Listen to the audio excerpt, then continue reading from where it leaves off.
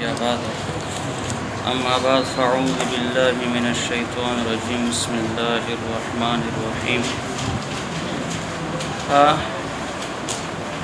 ایک بات کل بیچ میں رہ گئی تھی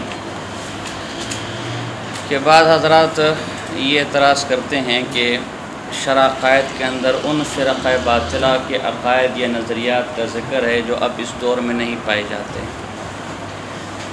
تو یہ بات بھی غلط ہے، اس لیے کہ ٹھیک ہے فرق کا نام ہر صدی کے اعتبار سے بدلتا رہتا ہے، لیکن ان کے عقائد اور نظریات ہر دور میں قائم و دائم رہتے ہیں، بلکہ خود شرع عقائد میں موجود کئی ایسے فرقے ہیں جن کا ذکر شرع عقائد میں ہے، وہ آج بھی موجود ہے۔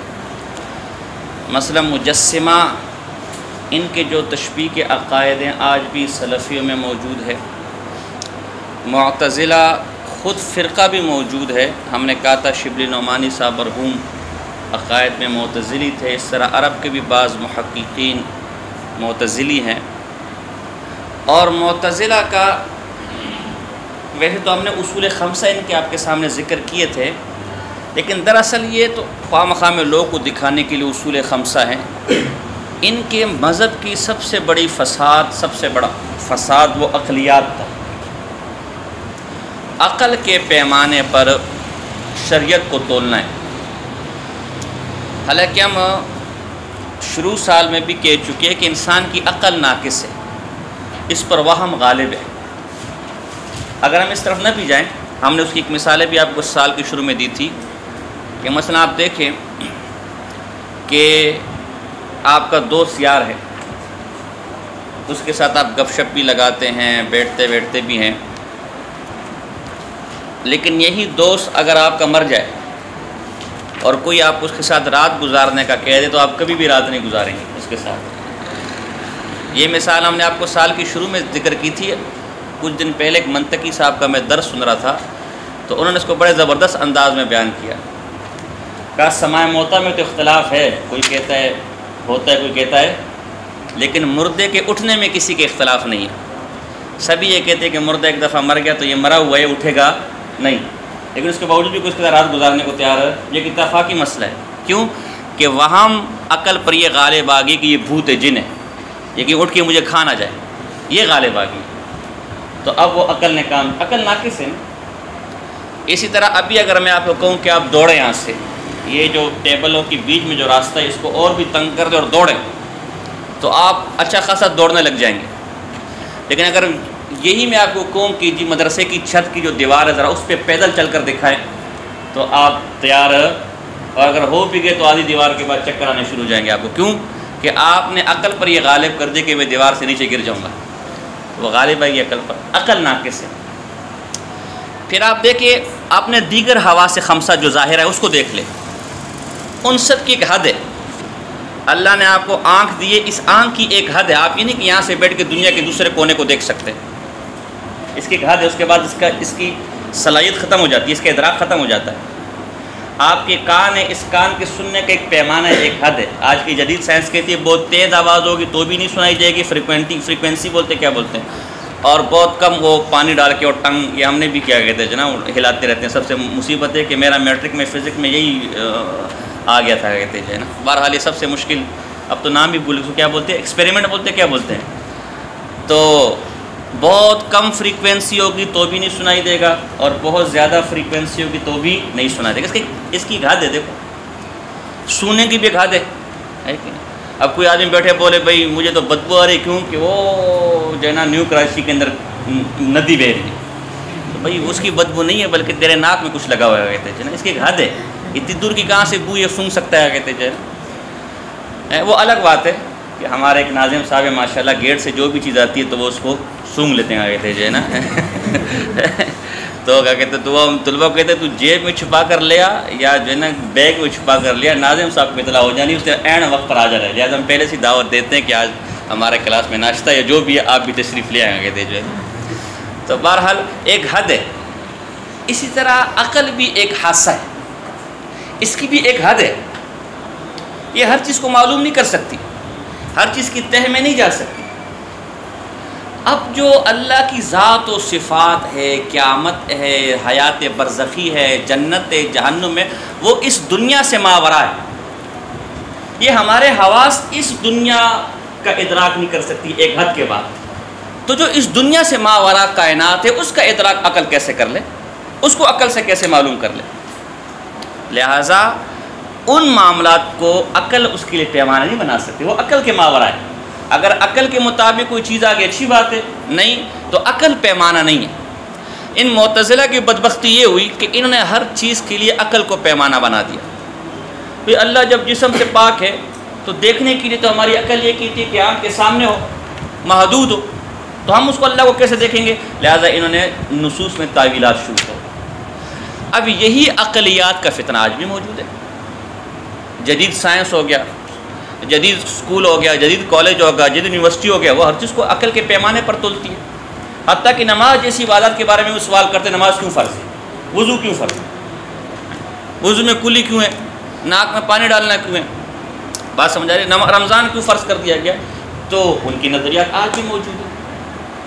اسی طرح خوارج آپ دیکھ لیں، میں نے اس دن بھی ذکر کیا کہ عمان کے اندر آج بھی خارجیوں کا فتنہ مستقل موجود ہے. اس طرح خارجیوں کا نظریہ کہ مسلمانوں کے خلاف بغاوت کرنا، کافروں کو چھوڑ کے مسلمانوں کی مسجدوں میں دھماکے کرنا، مسلمانوں کو شہید کرنا، مسلمان حکومتوں کے خلاف کھڑے ہو کر فتنہ و فساد پیدا کرنا، جیسے آج کے زمانے میں داعش ہے، تو ان کے وہ نظریات آج بھی موجود ہیں.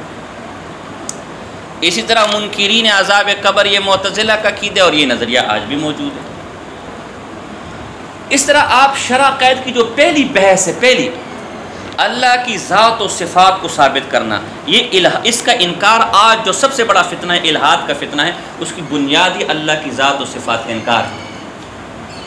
تو اگر آپ شرع قید کو چھوڑ دیں گے تو آپ ملحدین سے کیسے گفتگو کریں گے؟ آپ جو اس وقت سب سے بڑا فتنہ اس وقت امت مسلمہ کے سامنے کھڑا ہے، ماضی میں معتزلہ تھا اور آج الہاد کا فتنہ ہے. آپ کے سرکاری یونیورسٹیوں میں، آپ کے سرکاری پرائیویٹ یونیورسٹیوں میں کسی مولوی کو صرف اسلامیات کے لیے داخلہ دیا جاتا ہے، وہ بڑی مشکل سے، ورنہ آج کل اسلامیات کے بھی مولوی ایم اے اسلامیات والے رکھ رہے ہیں استاذ. وہ انگریزی کے اور سائنس کے استاد وہی ہوگا جو دہریہ ہو، اور اس کا کام کیا ہوگا؟ وہ آ کر درسگاہ کے اندر طلباء کے ذہن خراب کرنا، طلباء کو دین سے بیزار کرنا. تو شرع قید شروع ہی الہاد کی بےخونی سے ہوتی ہے. تو اس لیے یہ مختصر میں نے گفتگو کی، یہ کہنا کہ جی چونکہ آج کل یہ فرقے نہیں رہے، پھر تو آپ ہدایہ وغیرہ قدری کو بھی ختم کر دینا. کہیں آپ دکان میں جاؤ، اس کو بولو بیعت آتی کر میرے ساتھ، نکل یہاں سے اللہ کے بندے جو ہے نا، ایجاب و قبول کر، منی ایکسچینجر کے بعد جاؤ بھائی بیعت سلام کریں. تو پھر آپ اس کو بھی آپ یہ کہہ سکتے ہیں کہ پرانی اصطلاحات کو جدید انداز میں بیان کریں. یہ آپ کا مطالبہ درست ہے اور انشاءاللہ ہم کوشش کرتے ہیں.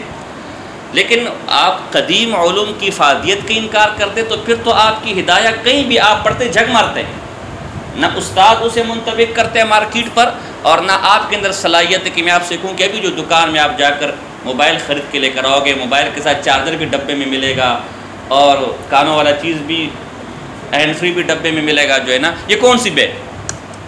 کچھ پتہ نہیں آپ.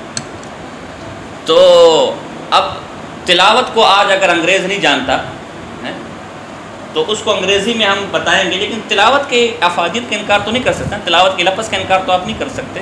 تو ٹھیک ہے، آپ یوں کہہ سکتے ہیں کہ اس میں پرانی اصطلاحات ہیں جو اب جدید دنیا کو زیادہ سمجھ نہیں آ سکتی، تو آپ اس کو جدید انداز میں کر دیں. لیکن کلیتاً کتاب کے افادیت کا انکار یہ درست اور مناسب نہیں ہے. ایک بات یہ ہو گئی تھی، یہ ماقبل سے جو بات رہ گئی تھی وہ مکمل ہو. اب آتے ہیں اسی معتزلہ کی طرف. یہ معتزلہ ہم نے آپ کو کہا کہ پھر حکومت پر غالب آ گئی کہ نظریات امام احمد بن حنبل رحمہ اللہ کے ساتھ سارا واقعہ وہ چلتے رہے تاکہ کہ اللہ پاک نے حضرت ابو الحسن اشعری رحمہ اللہ کو ان کی بے خونی کرنے کے لیے میدان میں لے کر آئے. ان کا پورا نام علی بن اسماعیل اشعری قبیلے سے تھے، جن کی تعریفوں میں احادیث موجود ہیں. علی بن اسماعیل بن ابی بشر بن اسحاق بن سالم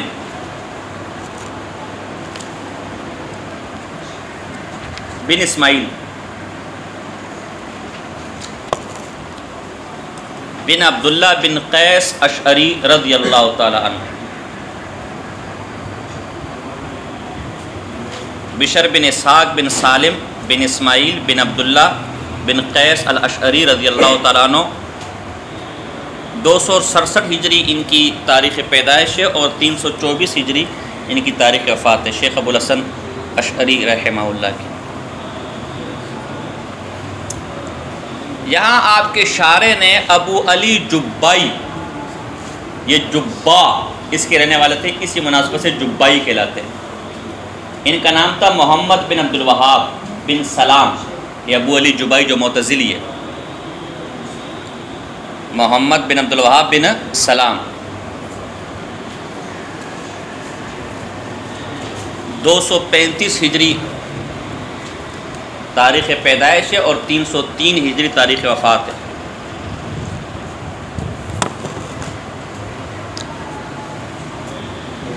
تو یہ ابو الحسن اشعری رحمہ اللہ ان کے سوتیلے بیٹے تھے، ابو علی جبائی کی۔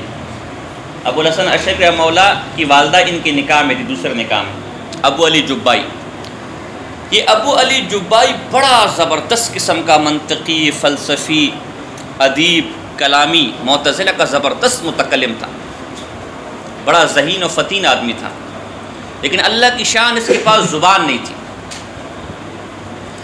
بول یعنی لکنت تھی یا جو نا فصیح انداز میں بول نہیں سکتا تھا۔ دیکھو زبان کتنی بڑی نعمت ہے۔ تو یہ ابو الحسن اشعری جو ان کے سوتیلے بیٹھے تھے، ان کی ذہانت کو دیکھ کر انہوں نے اس کو تیار کیا، یہ علوم میرے ہوں گے، زبان تیری ہوگی۔ اور پھر 40 سال تک ابو الحسن اشعری رحمہ اللہ اعتزال کے اندر رہے۔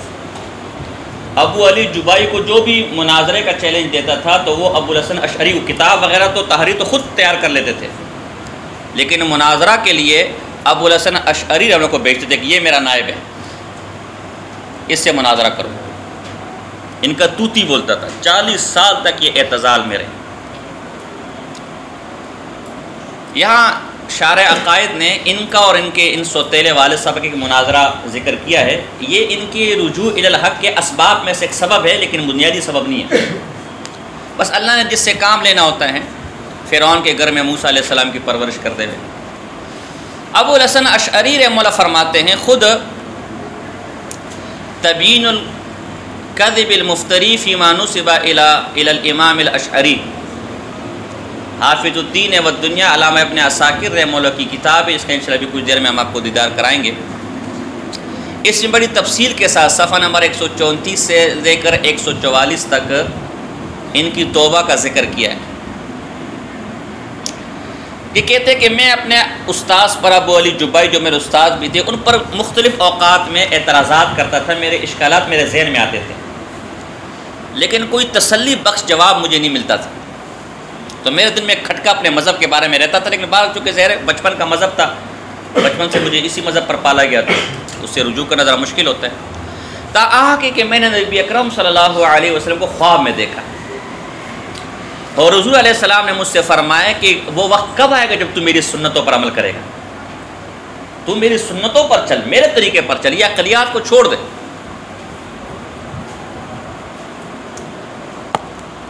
رات کو اٹھے پریشان تھے، کوئی توجہ نہیں دی، 2-3 راتیں مسلسل نبی اکرم صلی اللہ علیہ وسلم خواب میں آتے رہے۔ تو انہوں نے کہا یا رسول اللہ، جس مذہب کی دعوت میں 40 سال تک دیتا رہا اور مجھے اس میں کوئی اعتراض نظر نہیں ہے، تو اب میں ایک دم سے کیسے اس کو چھوڑ دوں؟ تو آپ نے خوابی میں بتایا کہ تو اب دوبارہ سے تحقیق کر، دوبارہ پڑھ اپنے مذہب کو، انشاءاللہ اللہ تیری مدد کرے گا، اس دفعہ خیر ہوگی۔ تو یہ صبح اٹھے اور اپنے گھر چلے گئے اور گھر کے پیچھے دروازہ بند کر دیا، جو ان کا کتب خانہ تھا یا جو مطالعہ کی جگہ تھی۔ اور روایتوں میں آتے ہیں کہ 15 دن یہ اپنے گھر میں رہے، ایک خود کہتے ہیں ایک عقیدے کو میں اعتزال کے لیتا تھا اور قرآن و سنت پر پیش کرتا تھا۔ عقل کچھ کہتی تھی، قرآن و سنت کچھ کہتا تھا، تو میں قرآن و سنت کو لے لیتا، عقل کو لات مار لیتا تھا۔ یعنی جب مجھے رسول اللہ نے بولا کہ میری سنت پر چلنا ہے، قرآن و سنت پر، میری عقل جو کہ میں نے اس کو لینا ہے۔ میں نے اس کو لینا ہے۔ 15 دن بعد ان کا دل بالکل صاف ہو گیا، ایک ایک اعتزال کے عقیدے کا بطلان ان پر واضح ہو گیا، اور جمعہ کے دن یہ جامع مسجد آئے اور ممبر پر کھڑے ہو کر کہا کہ لوگوں، تم مجھے اچھی طرح جانتے ہو کہ میں کون اور میرا کیسا طوطی بولتا تھا علم کلام کے اندر، اور میں اعتزال کا کتنا بڑا دائی رہا ہوں، لیکن آج سن لو جس طرح یہ قمیض آدمی اپنے جسم سے اتارتا ہے، میں نے اعتزال کے عقیدے اور مذہب کو ایسے اپنے آپ سے، اپنے ذہن سے اتار کر میں نے توبہ کر لی۔ آج کے بعد میں اہل سنت والجماعت ہوں، اور یہ ہمارے الفاظ، یہ کسی ماں نے اگر کوئی لال جنا ہے معتزلہ میں سے تو میرے ساتھ بیٹھ کر مجھے غلط ثابت کرو۔ تو ایک نعرہ لگ گیا، کہتے جو نا معتزلی سر پیٹنے لگے اور آسن خوشی، اور پھر اللہ نے ان سے وہ کام لیا کہ اعتزال کی ناک میں دم کر دیا انہوں نے، کیونکہ ظاہر تو گھر کے بندے تھے نا، ان کو تو ایک چور دروازہ پتا تھا۔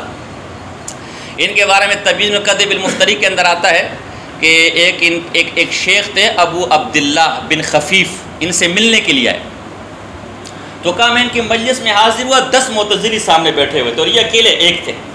ظاہر ہے وہ مناظرہ کرنے والا سن میں سے کوئی ایسا تھا نہیں عقلیات کا ماہر، وہ ایک ایک معتزلی کا اعتراض کرتا تھا اور یہ جواب دیتے تھے، ایک ایک کرتا تھا وہ یہ جواب دیتے تھے ہر ایک کی طرف سے، یہاں تک کہ وہ 10 کے 10 معتزلہ منہ بن کر کے بھاگ گئے، خاموش ہو کے لاجواب ہو کر بھاگ گئے۔ تو جب یہ مجلس مناظرہ ختم ہوئی تو میں نے ان سے پوچھا، یا سیدی کم لسان لکا وکم اذن لکا کہ وکم عین لکا، آپ کی کتنی آنکھیں، کتنے زبانیں، کتنے کان ہیں کہ ہر ایک کے سن بھی رہے، وہ 10 بندے بیٹھے اور آپ اکیلے ہر ایک کو جواب دے رہے۔ فضاحکا ہی ایسے، اور کہا من این جئت، تو کہاں سے آئے؟ تو کہا میں شیراز سے آیا ہوں، آپ کا بڑا نام سے تو آپ سے پڑھنے کے لیے، تو کہا چل ٹھیک ہے بیٹھا رہے ہمارے ساتھ ہی۔ تو پھر کہا میں کئی عرصہ جو ان کے ساتھ رہا، تو اس سے آپ اندازہ لگا سکتے، حتیٰ کہ معتزلہ ان کے نام سے کام دے لگ گئے اور کئی کتابیں بھی انہوں نے لکھی۔ تو اللہ نے ان سے پھر یہ علم کلام کا اور علم عقیدے کا کام ان سے لیا۔ وہاں ان کے بعد ماوراء کے اندر امام ماتریدی رحمہ اللہ آ گئے، اور یہاں عرب وغیرہ کے علاقوں میں امام ابو الحسن اشعری رحمہ اللہ نے عقائد وغیرہ کو مدون کیا۔ یہاں ذرا ایک مسئلہ سمجھیں، ہمارے بعض بھائی بیچارے جو ہے اچھے خاصے قابل لوگ کو اس میں مغالطہ ہو گیا ہے، وہ امام ابو الحسن اشعری، اور یہ اعتراض دراصل بنیادی طور پر اہل حدیث حضرات کا ہے، سلفیوں کا ہے، کہ دراصل امام ابو الحسن اشعری کی زندگی کے 3 دور تھے۔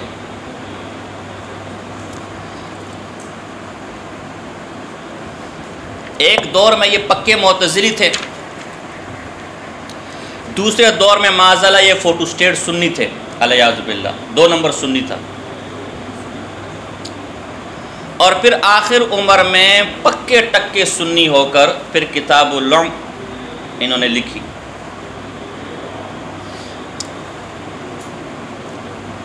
اور تعجب کی بات یہ کہ سلفیہ کے اس مغالطے سے یہاں پاکستان میں بھی اچھے خاصے لوگ جو ہے وہ متاثر ہوئے۔ یہ بالکل غلط بات ہے، کذب بیانی ہے، جھوٹ ہے۔ اصل میں یہ غلطی سب سے پہلے امام ابن تیمیہ رحمہ اللہ سے ہوئی، انہوں نے اشارتاً یہ بات کی، پھر ان کے شاگرد امام ابن کثیر رحمہ اللہ اور امام ذہبی رحمہ اللہ نے یہ بات کی۔ ظاہر تینوں بہت بڑے آدمی ہیں، بہت بڑی شخصیات ہیں، تو اہل بدعت سے تو ہمیں گلا کوئی نہیں، ان کا تو کام ہی فراڈ ہے، دھوکہ ہے، اور کوئی نہ کوئی چور دروازہ ڈھونڈنا ہے۔ اہل حق میں سے اگر کسی کو ایسا مغالطہ لگائے تو وہ بیچارہ غلطی پر بھی نہیں، ہم اسے اس نے زن رکھتے ہیں۔ اتنے بڑے بڑے لوگوں کو جب دیکھے گا کہ وہ ایک بات کر رہے ہیں تو ظاہر ہے اس سے اختلاف کرنا ذرا مشکل ہوتا ہے، لیکن آدمی کو تحقیق کرنی چاہیے۔ نبی اکرم امام مالک رحمہ اللہ کا قول ہے، جس کو امام ذہبی نے سیر اعلام نبلاء کے اندر نقل کیا کہ امام مالک فرماتے تھے اس صاحب قبر کے علاوہ ہر ایک کی بات کو رد بھی کیا جا سکتا ہے، قبول بھی کیا جا سکتا ہے، بشرطے کہ وہ مسئلہ جمہور کا نہ ہو۔ پتہ چلے آپ میں سے ایک نے اپنا مذہب بنایا ہو کہ بھائی استاد نے بولا کہ اختلاف کرو، جمہور ایک مسئلہ وہ تو ہم لیں گے، جمہور سے ہٹ کر کسی کا تفرد 1 2 3 4 آدمیوں وہ لے بھی سکتے ہیں اور اس کو رد بھی کر سکتے ہیں۔ امام ابن کثیر رحمہ اللہ کا ادب احترام اپنی جگہ، امام ابن تیمیہ رحمہ اللہ کا ادب احترام اپنی جگہ، جتنا ادب احترام ہم کرتے، جتنے کمالات ہم نے ان کے بیان کیے، جتنا روشناس ہم نے ان ناموں سے آپ کو کیا، آپ کے بڑوں نے بھی کبھی نہیں کیا ہوگا، تو ان کا ادب احترام اپنی جگہ، لیکن وہ بھی انسان ہے۔ وہ نہ نبی ہے، نہ خدا ہے، نہ قرآن ہے، نہ حدیث ہے جن سے اختلاف نہیں کیا جا سکتا۔ جیسے انہوں نے کئی امور میں جمہور سے اختلاف کیا، اس طرح دیگر حضرات کو بھی ان سے اختلاف کرنے کا کیا ہے حق۔ ہمیں تو کوئی حق نہیں ہے، ہماری کیا اوقات، ہماری کیا حیثیت، یعنی ہمارے بڑوں نے جو کیا ہم اسی کی روشنی میں بات کرتے ہیں۔ تو الحمدللہ میں نے اس مغالطہ کا بہت تفصیلی جواب لکھا ہے اور اس پر مستقل مضمون لکھا جو شائع بھی ہوا، اور میرے جب دروس آئیں گے، دروس مناظرہ، تو اس کے اندر بھی وہ موجود ہے۔ میں مختصر بات آپ کے سامنے کرتا ہوں۔ امام ابن کثیر رحمہ اللہ اور امام ذہبی رحمہ اللہ کو دو مغالطے لگے ہیں۔ انہوں نے کہا اصل میں یہ عقیدے میں ایک تو ابن کلاب کے مذہب پر تھے، چھوٹے کاف کے ساتھ، اور ابن کلاب معاذ اللہ سنی نہیں تھا۔ نمبر دو، یہ امام اشعری رحمہ اللہ صفات جو ہیں، صفات خبریہ، یعنی اس کو آپ صفات متشابہات کہتے ہیں، اس میں تعویل کے قائل تھے۔ ان دو بنیادوں کی وجہ سے ان پر یہ الزام لگا دیا گیا کہ یہ بیچ میں فوٹو اسٹیٹ سنی تھے، اس بیچ کے دور میں ابن کلاب کے مذہب پر تھے، صفات متشابہات میں تعویل کرتے تھے، اور پھر آخر دور میں خالص پکے ٹکے سنی ہو گئے معاذ اللہ۔ یہ دونوں مغالطے بہت ہی تار عنکبوت کی طرح کچے اور معمولی ہیں۔ پہلی بات تو یہ ہے کہ امام ابن عساکر حافظ الدین و دنیا محدث ابن عساکر رحمہ نے صحیح سندوں کے ساتھ ان کی توبہ کا تفصیلی واقعہ نقل کیا، اور کہیں بھی یہ نہیں لکھا کہ ان کی زندگی کے 3 دور ہیں، یہی لکھا کہ ان کی زندگی کے 2 دور ہیں، ایک اعتزال کا اور دوسرا اس اعتزال سے رجوع کر کے پکا ٹکا سنی ہونے کا۔ یہ کتاب تبیین الکذب المفتری کے اندر تفصیل موجود ہے، صفحہ نمبر 134 سے لے کر 144 تک۔ لہذا یہ 3 ادوار کا قول بلا دلیل ہے، اسی کوئی سند ہی نہیں ہے۔ اہل حدیث بھائیوں کو شرم کرنی چاہیے، ہم سے تو ہر بات پہ سند کا مطالبہ کرتے ہیں، اور جب اپنا کوئی الو سیدھا کرنا ہوتا ہے تو امام ابن کثیر کی تقلید انتھی اور ابن تیمیہ رحمہ اللہ کے اندھی تقلید، تو کوئی سند اس کی نہیں ہے اول تو، اور بالفرض ہو بھی تو چونکہ وہ اوثق سندوں کے خلاف ہے، لہذا وہ زیادہ سے زیادہ شاذ کہلائے گی، ضعیف اس کا کوئی اعتبار نہیں۔ تو ایک تو یہ اصولی بات ہے، کوئی سند آ کر دو اس قول کی، یہ بے سندہ قول ہے۔ امام ابن کثیر نے کوئی سند بیان نہیں کی، کوئی دلیل بیان نہیں کی سوائے ان 2 دلیلوں کو کہ ابن کلاب کے مذہب پر تھے، اس کی وضاحت آگے آ رہی ہے انشاءاللہ۔ تو ایک تو صحیح سند کے ساتھ ان کی زندگی کے صرف کتنے دور ثابت ہیں؟ 2 دور۔ نمبر 2، یہ کہنا کہ اس لیے فوٹو اسٹیٹ سنی تھے کہ صفات متشابہات میں تعویل کرتے تھے، بڑی زیادتی ہے۔ ہم اس میں تفصیل آپ کے سامنے عقیدہ تحاویہ میں کیا کر چکے ہیں، بیان کر چکے ہیں کہ صفات متشابہات میں تعویل کرنا یہ اہل سنت والجماعت کا مستقل موقف ہے، نظریہ ہے۔ اور امام سبکی رحمہ اللہ جو امام ابن تیمیہ رحمہ اللہ کے پوتے شاگرد ہیں، امام ذہبی کے شاگرد ہیں، انہوں نے طبقات الشافیہ کے اندر باقاعدہ اس کو لکھا ہے کہ اگر ایسی تعویل ہو جس سے نصوص کا قطعاً انکار نہ ہو، جیسے کہ معتزلہ کرتے ہیں، تو ایسی تعویل کرنا مستقل اہل سنت والجماعت کا ایک موقف ہے۔ نمبر 3، ابن کلاب کو سنی نہ سمجھنا یہ بھی غلط ہے۔ اس کی 2-3 دلائل دیں گے۔ پہلی بات تو یہ کہ اسی تبیین الکذب المفتری کے اندر ابن کلاب کو سنی کہا گیا ہے، اور حافظ دین و دنیا جس کو ہمارے حدیث بھائی بھی مانتے ہیں، امام ابن عساکر، انہوں نے واضح طور پر لکھے کہ میرے علم میں کوئی ایسا شخص نہیں ہے جس نے ابن کلاب کو بدعتی کہا ہو، اہل سنت سے خارج کہا ہو۔ لہذا اگر امام اشعری ابن کلاب کے مذہب پر بھی ہیں تو اہل سنت کے مذہب پر ہیں، اس لیے کہ ابن کلاب خود اہل سنت ہے۔ دوسری دلیل، کتاب الملل والنحل کا ہم نے حوالہ آپ کے سامنے پیش کیا تھا کہ فرق باطلہ پر کتاب ہے۔ امام ابو الحسن اشعری رحمہ اللہ سے پہلے اہل سنت کو صفاتیہ کہا جاتا تھا، کیونکہ اہل سنت اللہ کی صفات ثابت کرتے تھے اور معتزلہ صفات کا انکار کرتے تھے۔ سمجھ آ رہی کہ نہیں آ رہی بات؟ تو صفاتیہ کہا جاتا تھا۔ امام جو ہے عبد الکریم شارستانی رحمہ اللہ، انہوں نے کتاب الملل والنحل کے اندر صفاتیہ یعنی اہل سنت والجماعت کا ذکر کیا، اور ان کے ائمہ میں سے ایک امام ابن کلاب کو بھی ذکر کیا۔ کتاب الملل والنحل صفحہ نمبر 112، دارالکتاب پشاور، جو نسخہ ہمارے پاس ہے پشاور جو چھپا ہے۔ تو دیکھو اگر ابن کلاب کے مذہب پر بھی ہو تو ابن کلاب خود کیا ہے؟ سنی ہے۔ تیسرا حوالہ ایسا دے رہا ہوں کہ انشاءاللہ آپ کے 14 طبق روشن ہو جائیں گے اہل حدیث بھائیوں کے. بخاری کی شرح فتح الباری، کوئی آدمی اسے ناواقف نہیں، ابن حجر عسقلانی رحمہ اللہ کی. اس کی جلد نمبر 1 ہے، صفحہ نمبر 243 ہے. اس میں امام ابن حجر عسقلانی فرماتے ہیں ان البخاری یا فی جمیع ما یوردہ من تفسیر الغریب انما ینقلہ عن اہل ذلک الفن کابی عبیدہ ونصر بن شمیل والفراء وغیرہما واما المباحث الفقہیہ فغالبها مستمدۃ من الشافعی وابی عبید وامثالها واما المسائل الکلامیہ فاکثرها من الکرابیسی وابن کلاب ونحوها. فرمایا مسائل کلامیہ امام بخاری اکثر جس بندے سے لیتے ہیں اس میں ایک امام کرابیسی اور ایک امام ابن کلاب ہے. تو اگر امام ابن کلاب کے مذہب پر امام ابو الحسن اشعری کے ہونے کی وجہ سے وہ معتزلی ہیں یا فوٹو اسٹیٹ سنی ہے، تو اس سے پہلے امام بخاری فوٹو اسٹیٹ سنی ہے کہ وہ بھی عقائد اور علم کلام وہ امام ابن کلاب سے لیتا ہے، امام ابن حجر عسقلانی کے بقول. تو پھر تو فوٹو اسٹیٹ سنی بخاری کو بھی کہنا چاہیے نا امام بخاری، لیکن کوئی بھی اس کا قائل ہے. تو اس لیے یہ کہنا کہ یہ فوٹو اسٹیٹ سنی تھے یہ بڑی مخدوش بات ہے. آپ خود فوٹو اسٹیٹ اہل حدیث ہے، لہٰذا جو ہے نا اپنے آئینے میں دوسروں کو نہ دیکھیں. یہ پکے ٹکے سنی تھے.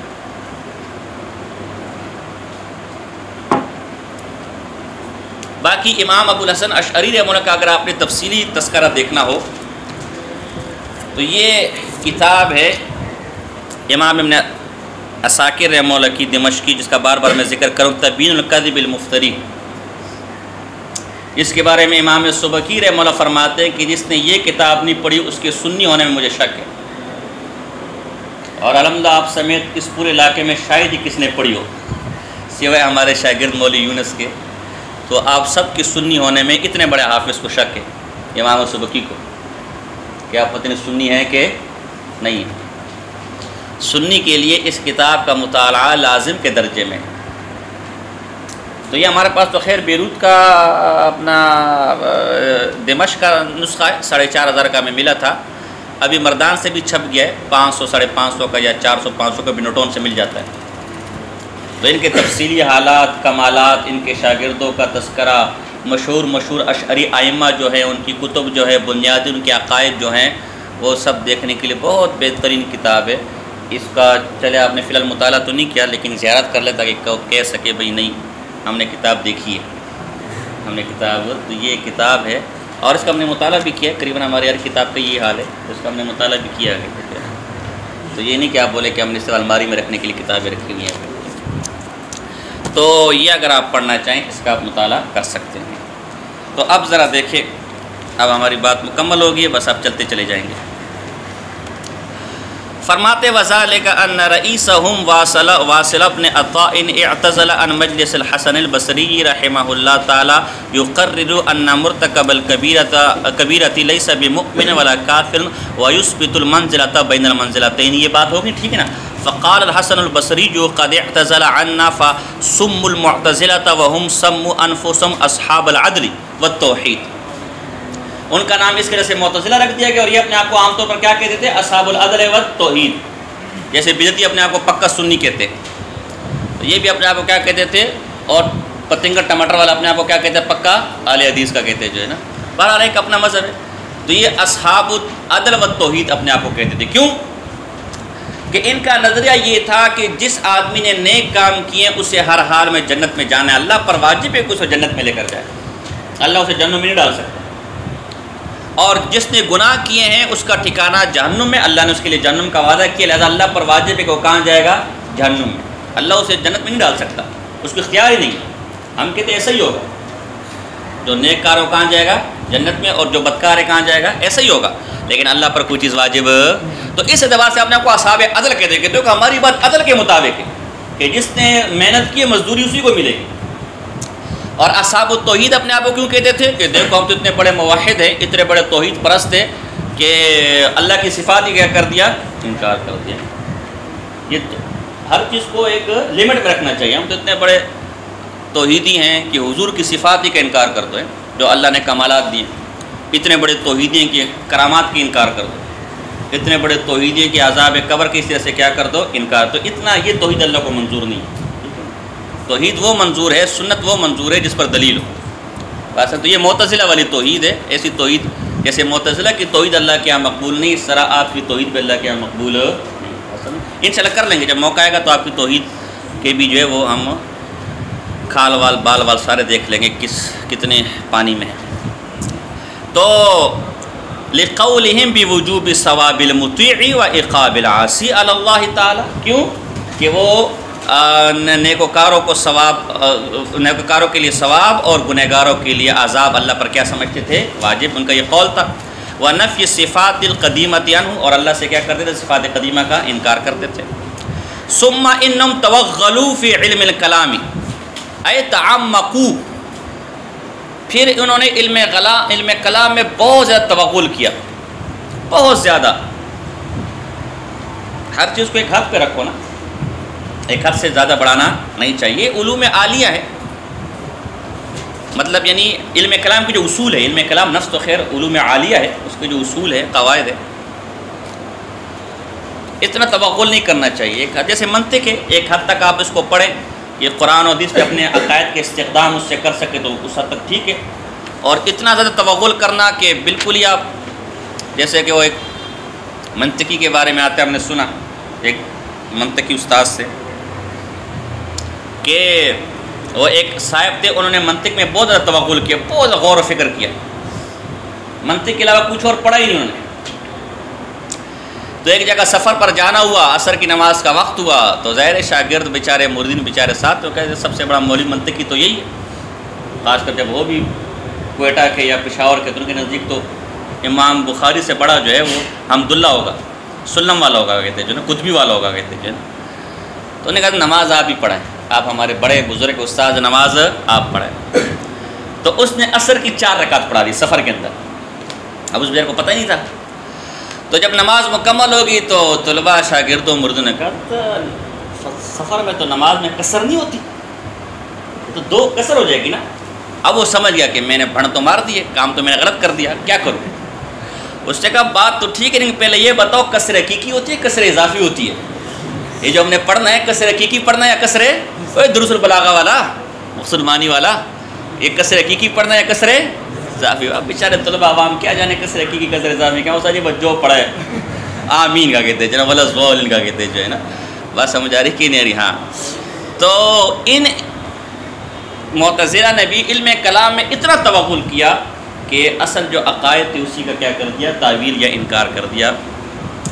وَتَشَبَّثُوا بِأَذْيَالِ الْفَلَاسِفَةِ, اور فلاسفہ کے دامن کو پکڑ لیا. فلاسفہ کے اقوال کو ازیال سے, ازیال اس کے لیے مستعار لیا گیا. تو استعارہ ہے مکنیہ بھی ہو سکتا ہے, مسرحہ بھی ہو سکتا ہے. فی کثیر من الاصول, بہت سے اصولوں میں. وشاع مذہبہم فیما بین الناس, اور لوگوں میں ان کا مذہب پھیل گیا. الی ان قال الشیخ ابو الحسن الاشعری لاستاذہ ابی علی جن الجبائی, یہاں تک کہ شیخ ابو الحسن اشعری نے اپنے استاد ابو علی جبائی سے ایک مسئلہ پوچھا ایک دن. چلو یہ کل پڑھ لیں.